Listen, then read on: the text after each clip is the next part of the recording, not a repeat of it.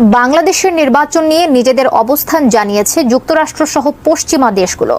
এবারের নির্বাচনে যুক্তরাষ্ট্র, যুক্তরাজ্য, কানাডা পর্যবেক্ষক না পাঠালেও নির্বাচন পরবর্তী প্রতিক্রিয়া জানিয়েছে এই দেশগুলো। তাদের প্রতিক্রিয়ার ভাষাও প্রায় একই রকম। বাংলাদেশের নির্বাচন নিয়ে যুক্তরাষ্ট্রের অবস্থান কি, এমন প্রশ্নের উত্তর দিলেন জন কিরবি। বিস্তারিত মোহাম্মদ সোহাগ বিশ্বাসের প্রতিবেদনে।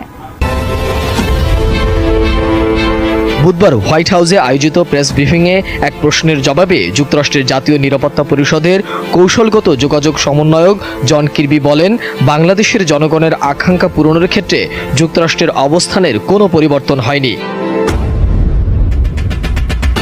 ব্রিফিংয়ে এক সাংবাদিক প্রশ্ন করেন, বাংলাদেশে একতরফা নির্বাচন শেষ হয়েছে, বিরোধীদের দমন পীড়নের জন্য বিশ্বব্যাপী সমালোচনা হচ্ছে। দ্য গার্ডিয়ান এই নির্বাচনকে বিরোধীদের উপর নির্মম দমন পীড়নে আচ্ছন্ন বলে চিহ্নিত করেছে। দ্য ওয়াল স্ট্রিট জার্নাল বলছে, বাইডেনের গণতন্ত্র প্রচার